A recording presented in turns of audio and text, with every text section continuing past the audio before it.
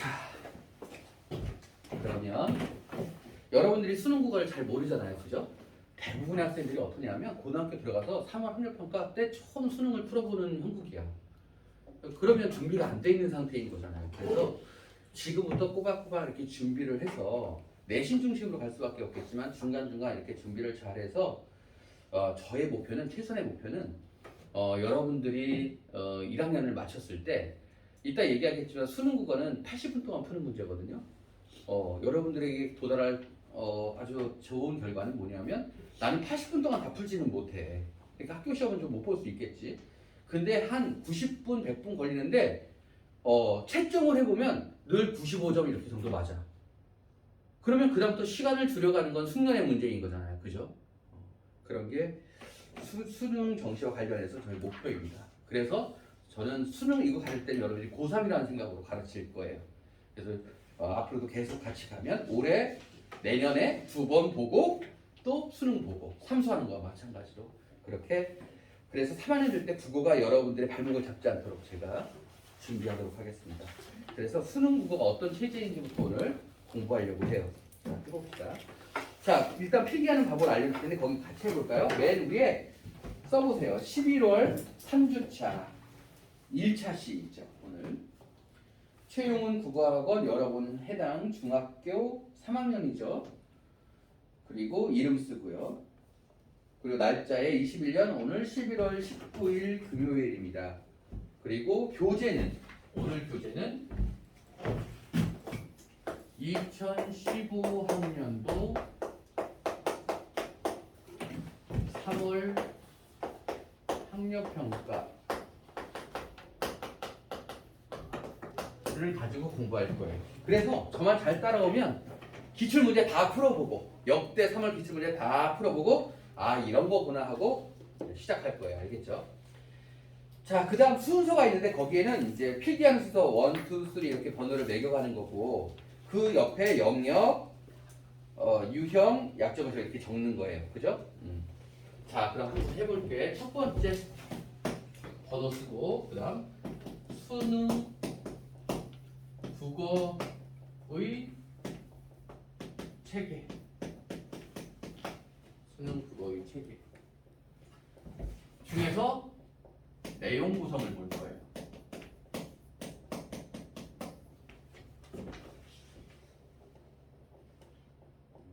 그러니까 여러분들이 집에 가서 각자 노트를 만들어도 좋고 다음 시간에 제가 알려줄 텐데 효과적으로 살 수 있는 제가 국어 노트를 만들었거든요.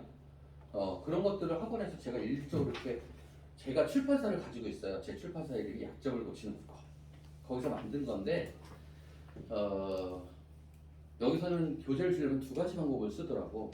하나는 내가 노력한 그거를 학원에다가 둬서 학원에서 이렇게 하는 방법. 그거밖에 없더라고. 근데 내가 저작권을 넘기기는 좀 그렇고 여기서 팔 수도 없고. 그래서 여러분들이 신청하면 그 오인란을 팔 수 있도록 제가 해놓을 테니까 나중에 보여주기도 할게. 그래서 그걸 사든지 아니면 나중에 그걸 보고 제가 연락했는데 아직 안 와서 그렇거든요. 보고 그걸 참고해서 자기가 노팅을 하든지. 자, 오늘 첫 번째는 노트를 할 때도 밑을 적지 말고 이런 체계로 해서 여기다 이렇게 적고 그래야 찾아가기가 쉬우니까. 자, 내용 구성을 보도록 하겠습니다. 자, 첫 번째 수능의 내용은 첫 번째는 화작문이에요. 두 번째는 문학이에요. 여러분들은 쭉 내려서 적습니다. 세 번째는 독서 이렇게 크게 이루어져 있습니다. 여러분 가만히 보면 선생님들이 보통 필기할 때 어떻게 화작문하고 쭉 하고 이렇게 하고 쭉 이렇게 하지, 그치? 저는 그렇게 하지 않는다 그랬죠. 반복적 심화 하면서 더 깊이 해서 여러 번 공부하게 되는 거예요. 여러분들도 좀 그렇게 활용해 보세요. 자, 화작문과 문학과 독서로 이루어져 있습니다.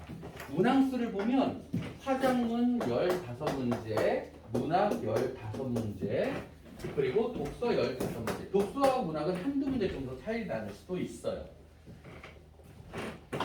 자, 화작문은 다시 화작과 문법 이렇게 나뉘어져 있어요. 여러분 1, 2학년 때까지만 이렇게 나오고 3학년이 되면 화작과 문법과 매체 중에서 선택해요. 그래서 시험 문제도 문학 독서 나오고 만 뒤에 이렇게 나오게 돼 있어. 푸는 건 먼저 푸는 거지만 얘한테까지 이렇게 갑니다. 화작과 문법 이렇게 이루어져 있어요. 그리고 화작은 다시 세 개의 지문으로 나뉘어져 있어요. 그래서 1, 3번, 4, 7번, 8, 10번. 이거보다 좀 쉽게 나올 수도 있겠지만 전형적으로는 이래요. 이렇게 알아두는 게 좋아요. 1, 3번, 4, 7번, 8, 10번 이렇게 흘러가요. 자, 1번과 3번 문제는 화법입니다. 1번부터 3번까지는 화법 지문이에요. 그리고 4번부터 7번이 화법 더하기 장문이에요. 여러분 이 시간 수업 분위기 너무 좋다. 집중해서 우리 해봅시다. 놀지 못하는 시간이니까 여러분. 자, 이 8번부터 10번까지는 장문 문제예요. 이렇게 흘러가요. 자, 문법 문제도 두 개로 나눌 수 있어요. 여기에 11번부터 12번 문제는 긴 보기예요. 그래서 하나의 긴 보기를 보고 두 문제를 해결하는 거죠. 그리고 여기 13번부터 15번 문제는 단일 문항들이에요. 각각의 문항들입니다. 그 다음 문학 얘기해 볼게요. 문학은 장르를 해봅시다. 위에 장르. 그러니까 여기다가 쓰고 다시 노팅을 할 거니까 여기서는 너무 예쁘고 완벽하게 필기하려고 노력하지 마세요. 알겠죠? 잘하는 건 좋지만 너무 저도 정리벽 막 이런 거 되게 심하거든요. 근데 이거 할 땐 너무 내용 중심으로 기억하면서. 알겠죠? 자, 장르를 볼 때면 현대시, 그리고 고전시가, 현대소설, 고전산문. 고전소설이라고 하지 않는 이유는 고전소설은 조선시대 때 나타났고 그 이전에 산문 장르들이 있어요. 고려시대 가전체라든지 삼국시대 때 설화라든지 이런 걸 포함하기 때문에 산문이라고 해요. 그리고 극이나 수필 이렇게 장르가 5개의 장르로 이루어져 있습니다. 공부도 이렇게 해야죠. 5개의 장르. 그런데 이 5개의 장르가 출제될 때는 4개의 지문만 나와요. 지문은 4개입니다. 자, 첫 번째 지문은 현대시 복합이에요. 자, 여기서 중요한 점 또 보니까 국어에는 복합 지문이 나오는데 여기도 복합이죠. 여기도 복합 지문이 나오고 시간이 좀 걸리겠죠? 현대시도 복합 지문이 나와요. 어떻게 나오니? 현대시 2개가 나와. 하나만 나올 때는 없어요. 예전에 수능 국어가 A형, B형이 있었던 걸 혹시 알아요? 3년 전에 있었어. 그때 문과용 국어와 이과용 국어. 이과형 국어가 좀 쉬워서 A형이고 문과형이 B형인데 그때 이과형 국어에는 하나였어요. 이런 식으로. 근데 지금은 통합입니다. 자, 그리고 갈래복합이라는 게 있어요. 갈래복합. 2개의 장르가 섞여 있는 거죠. 갈래복합. 제일 많이 나오는 게 뭐냐면 현대시 더하기 수필 이렇게 나오는 거죠. 그러나 다양해요. 이것 외에도. 그 다음 우리 호흡이 중요하니까 제가 재정반에서 의대관에서 이렇게 하다 보니까 거기는 이제 내용이 빡빡하니까 막 갈리거든 막 정신없이. 그래서 제가 호흡이 좀 빠를 수 있어요. 그러니까 우리 소통이 중요한 거니까 속으로 시퍼시퍼 이렇게 하지 말고 선생님 잠깐만요 이렇게 필기하고 있는데 다른 성격 잠깐만요 이렇게 그것도 안 하고 정말 마음이 급하면 야 이렇게 멈추라고 얘기해 주세요. 자, 갈래복합이 나오고 그 다음 이론복합이라는 게 있습니다. 이론복합 이것도 복합 지문이죠. 여기에는 문학이론 더하기 작품.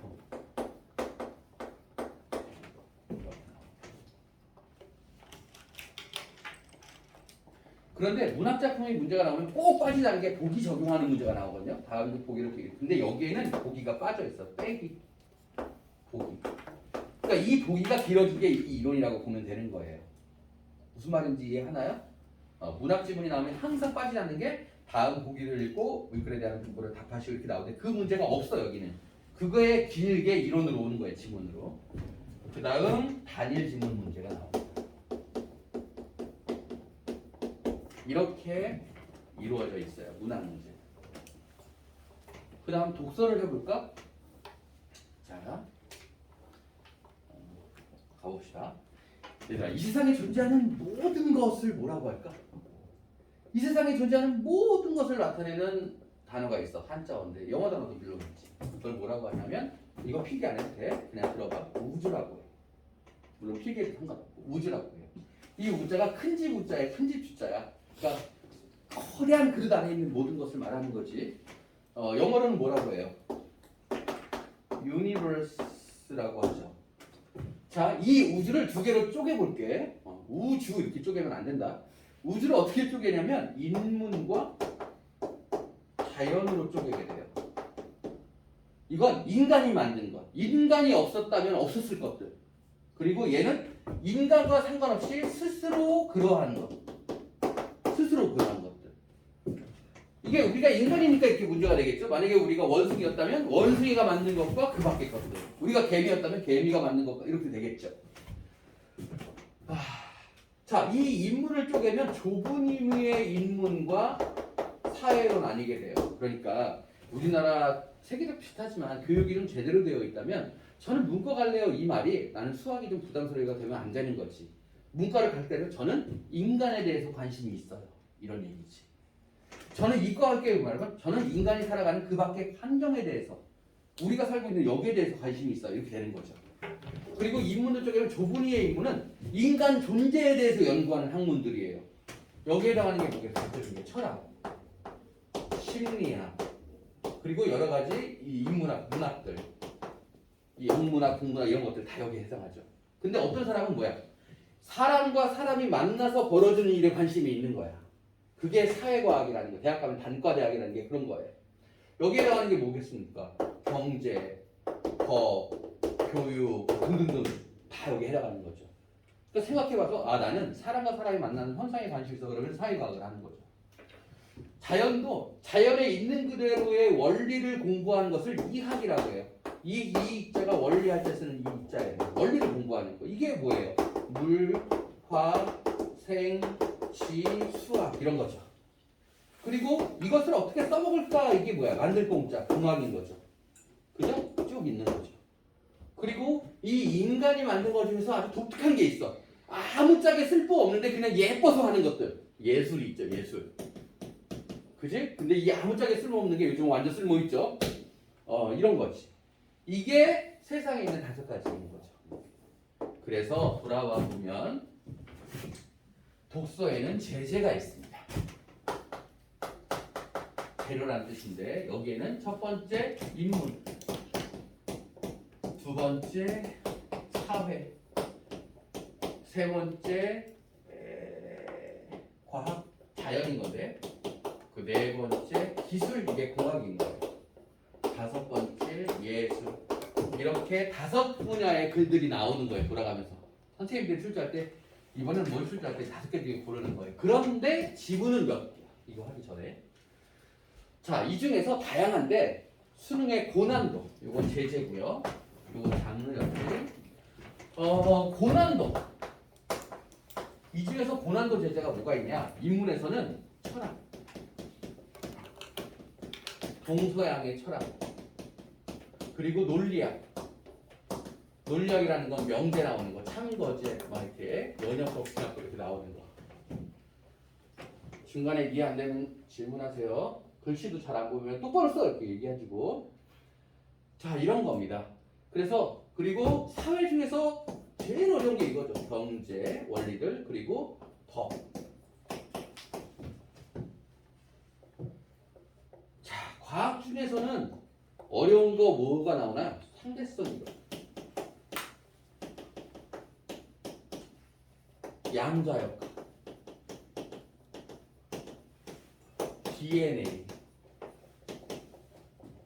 그리고 화학, 결합 등등등 이런 것들이 좀 어렵죠. 물화생지 말아요. 기술에서는 가장 어려운 거 뭘까? 컴퓨터.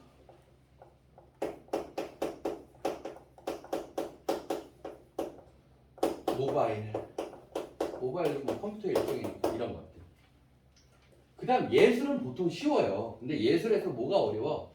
예술 지문이 나는데 음악 지문인데 오선지 그려져 이러면 골치 아프지. 오선지에서도 이렇게 시간으로 흘러가는 거. 음악이라는 게 참 재밌는 게 음악과 미술이 많이 다른데 음악이라는 건 한 같은 공간에 시간을 쌓는 거야. 그지? 도, 그 다음 레 이렇게 시간을 쌓는 거라면 미술은 같은 시간에 공간을 쌓는 거죠. 같은 시간에.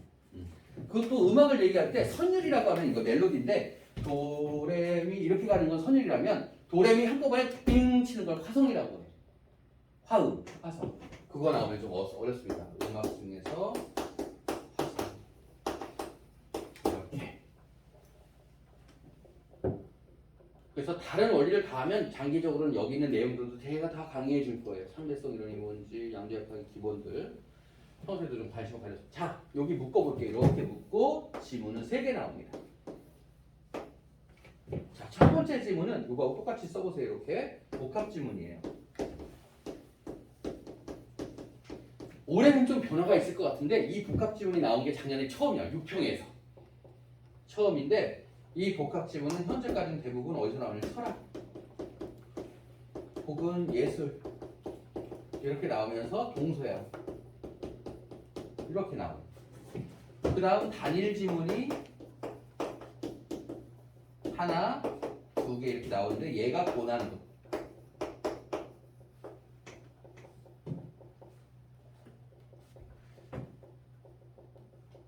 이렇게 이루어져 있어요. 전체 흐름이. 자, 적기만 하는 건 시간 낭비예요. 머릿속에 이해해가면서 기억해가면서.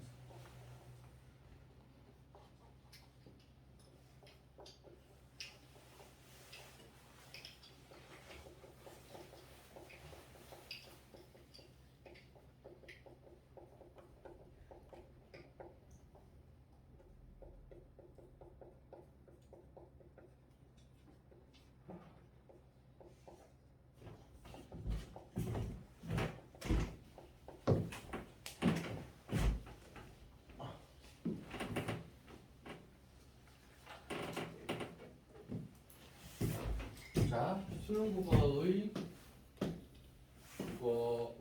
체계는 똑같아요. 이 밑에 내용 구성 있잖아요. 그 다음 밑으로 내려서 타임 테이블.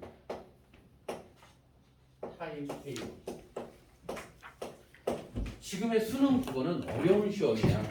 그래서 풀 때는 어려움을 느끼겠지만 우리가 실질적으로 제일 느끼는 건 뭐야? 시간이 부족하다고 느껴지는 거예요. 그래서 사실 빠르다라는 건 속도가 빠르다는 게 뭐야? 그만큼 숙련되어 있다는 얘기죠. 숙련도를 지금 요구하고 있는 시험이에요. 그거는. 그래서 시간을 운용하는 연습이 되게 중요한데 그 흐름을 살펴보려고 합니다. 자, 첫 번째 순서예요. 화작문을 풀게 돼요. 두 번째는 문학을 풀게 됩니다. 그리고 세 번째는 독서를 풀게 돼요. 화작문, 문학, 독서 이렇게 풀게 되고 그 다음 뭐 하게 될까요? 마킹을 하게 되죠. 네 번째 마킹을 하게 됩니다. 자, 이 타임테이블 얘기할 때 아까도 얘기했지만 수능은 80분 동안 45문항을 푸는 시험이에요. 물을 문자입니다.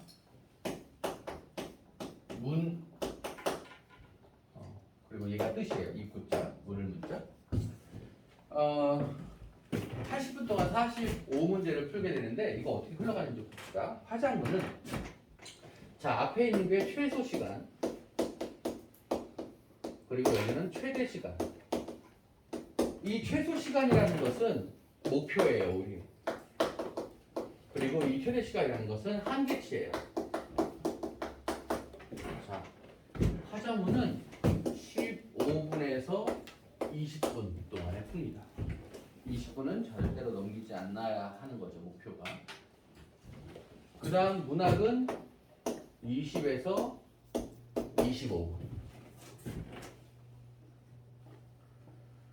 그리고 독서는 30에서 40분. 지금 영상 녹화되고 있니? 혹시 끊기면 얘기해 주세요. 그 다음 마킹하는 시간은 5분. 그럼 봅시다. 우리가 어려워서 혹은 수면이 안 돼서 여기서 20분을 쓰고 25분을 썼다면 여기 40분 쓸 수가 없죠. 그죠? 벌써 45분이잖아. 그러면 이렇게밖에 못 오는 거예요. 그럼 독서 세 지문을 30분에 풀기는 정말 어려워요. 수능이라면 불가능해요. 거의. 한 지문을 제대로 못 풀 가능성이 굉장히 높죠. 그러나 여기가 한계점이에요. 자, 그에 비해서 우리가 연습을 좀 잘하고 좋은 결과 나서 15분, 20분 이렇게 왔다면 어떻게 할 수 있어요? 여기서 40분을 풀 수 있겠죠? 이게 우리의 목표라는 거예요.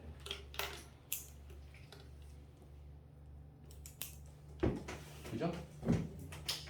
여기는 뭐 건드릴 수 없는 거니까 75분 이렇게 풀게 되겠죠. 이해할까요? 자, 이렇습니다. 자, 그 다음 수능 국어 첫 번째는 내용 타임테이블, 세 번째는 우리가 배워야 되는 전략.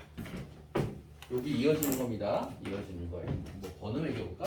첫 번째가 내용 구성이라면 두 번째는 타임테이블이고 세 번째는 전략. 이 전략 이퀄 나라고 할 수 있어요. 여기서는 그냥 제 이름을 쓰는데 제가 원래 그 이투스나 이럴 때는 강의명을 학생들이 지어줬었거든. 예전에 여선생님 한 분이 자기 강의명을 보리라고 다들 보리쌤 이렇게 불렀어. 그러니까 우리 반 애들이 선생님도 뭐 할까 그러니까 나 이름을 이랑이라고 지어줬어. 밭이랑 뭐 이런 이랑 이렇게. 그래서 괜찮아서 그때 썼었거든. 그래서 거기 교재 밑에 보면 이랑 그죠? 되어 있죠. 그게 제 이름이에요. 어떤 게 낫니? 둘 다 너 익숙한데. 자, 아무튼 저의 모든 전략을 여기 담았습니다. 매우 중요해요. 자, 전략 첫 번째. 첫 번째는 지문 분석 전략이고요. 두 번째 그래서 이거 나중에 적어도 되니까 죠. 지금 보기만 하다가 그 다음 문제 해결 전략.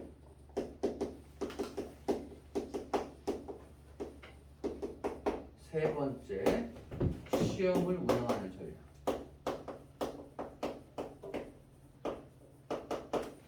여러분 보세요. 어떤 전략 방식이 있어야 그 다음부터 하는 행위가 연습일 수 있겠죠. 근데 아무런 전략이나 없이 그냥 해. 이건 연습이 되기가 어렵지. 그러니까 시간으로 막 때려 잡는 거죠. 그지? 예전에 제가 대학 다닐 때 우리 교수님이 바둑을 좀 좋아하셔가지고 어떻게 안 보이니? 3번이요.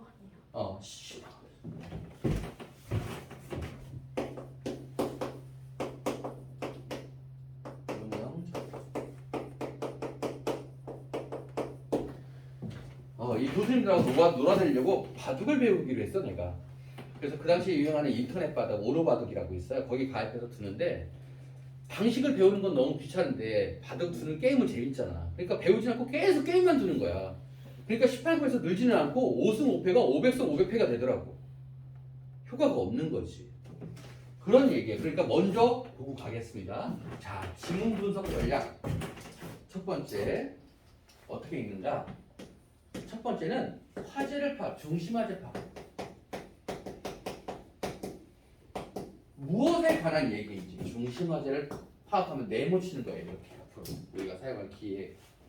그 다음 두 번째 넓은 범위에서 그래요. 문학에서 좀 달라질 수 있지만 두 번째는 개념. 그 안에서 설명하는 그 화자에서 설명하는 항상 개념이 있을 수밖에 없겠지. 개념에는 동그라미. 함부로 밑에 치지 않는 거예요. 중요한 것만. 세 번째는 주요 내용. 주요한 내용이 나면 거기에 밑줄 치는 거예요. 그 다음 옆쪽에 밑줄 적으세요, 여러분은. 네 번째는 문제될 부분. 미묘한 부분이겠죠. 이 부분은 문제가 되겠다. 미묘한 부분. 밑줄 치는 거죠. 그러니까 항상 문제를 의식하고 밑줄을 친다는 얘기죠. 선생님이 메가나 이투스에 있을 때 이제 주로 재수생이렇게 가르치면 윈터 스쿨이라 그래서 재학생들이 들어왔다가 방학이 끝나면 가. 근데 나한테 문학을 배운 애들은 독서가 궁금하고 독서를 배운 애들은 문학이 이제 궁금한 거야. 그래서 가면서 선생님 어떻게 방법이 없지. 내가 어떻게 가르칠 수가 없잖아. 그래서 내가 뭐라고 얘기하냐면 기출문제를 꺼내놓고 들어봐. 기출문제가 있고 지문이 있고 문제가 있고 선지가 있겠지, 그치? 그러면 풀지 말고 요 선지가 의미하는 바가 다 여기 있을 거 아니야, 그치? 거기에 다 밑줄 쳐보라고 그래. 그럼 결국 요걸 읽었어야 되는 거잖아. 물을 걸 읽는 게 잘 읽는 거잖아, 그치? 여러 개를 이렇게 보면 감이 생길 수 있다 이런 얘기인데 마찬가지인 거야. 문제가 될 것을 밑줄 쳐야 되는 거예요. 그래서 우리도 경험하겠지만 제가 제 교재로 수능을 이렇게 가르치다 보면 내가 방법을 알려주고 연습을 해오라 그래, 밑줄로. 그럼 수업 들을 때 어떻게 해야 되는 거야? 내가 밑줄 잘 쳤는데 선생님이 밑줄 쳐. 그럼 거기에 빨간색. 내가 못하고 있는 거잖아. 그지? 선생님이 밑줄을 안 치는데 난 쳤어. 그럼 보다 필요 없으면 X표 이렇게. 그래서 교재 앞부분은 연필 반 빨간색 반이야. 근데 교재를 넘기면 뒤로 갈수록 어떻게 돼? 빨간색이 없어져. 그럼 이 친구는 뭐야? 내가 읽는 방법으로 읽을 수 있게 됐다는 뜻이지. 우리의 수업의 방향은 그렇습니다. 알겠죠? 이렇게 가는 거예요. 근데 더 중요한 건 이런 거야. 국어를 사탕바탕처럼 풀면 안 돼.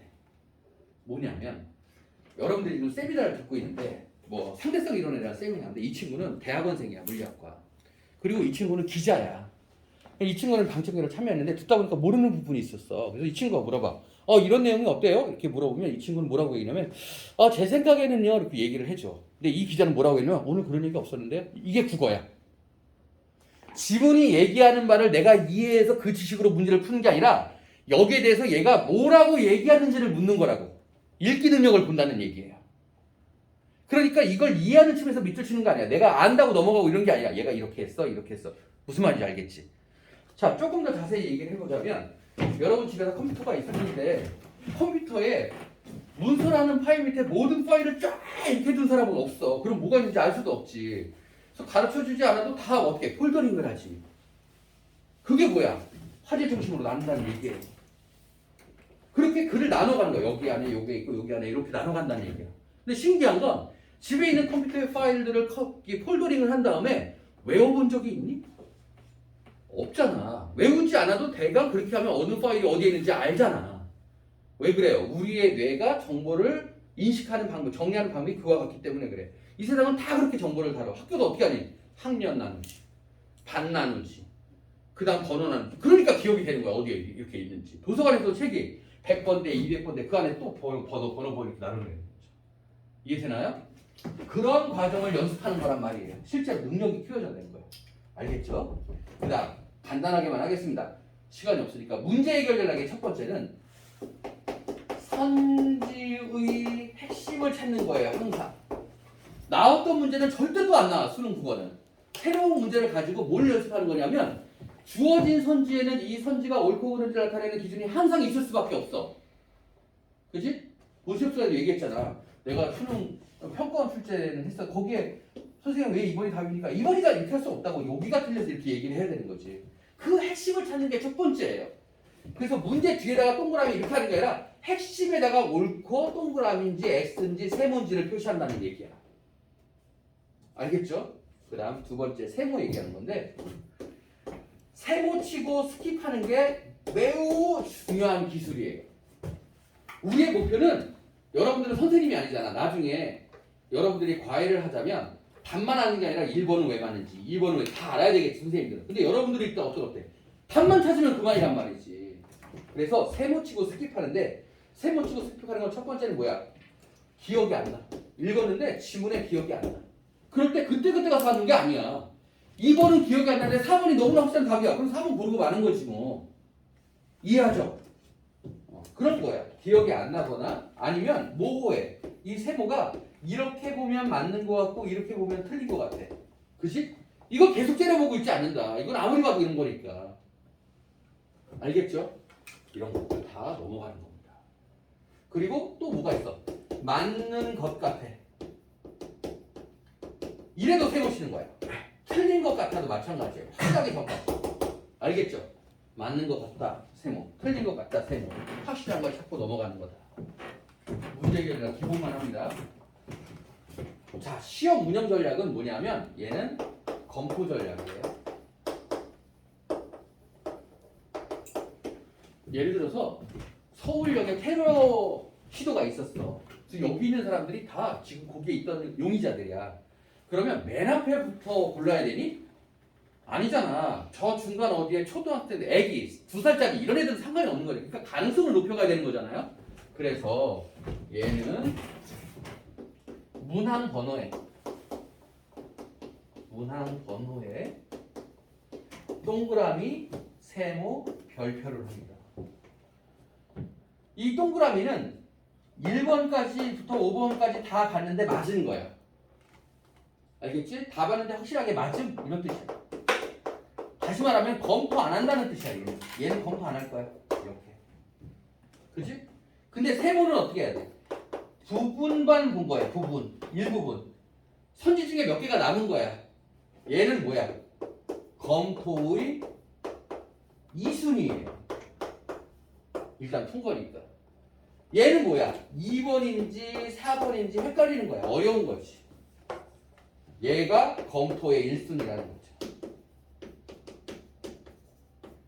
그래서 앞으로 검토하는 연습도 할 거야. 그래서 수능 국어는 검토에서 꼭 한두 문제 맞는 연습을 해야 되는 거지. 무슨 말인지 알겠죠? 봐라. 여러분들이 앞으로도 그렇지만 1번부터 40번 다 풀었는데 한 번 풀을 때 다 맞는 경우 없단 말이야. 그 말은 뭐야? 내가 푼 문제 중에서 틀린 문제가 반드시 존재한다는 얘기야. 그러니까 검토라는 건 내가 생각해온 과정을 또 보면서 실수가 있었는지 보는 게 아니라 반드시 존재하는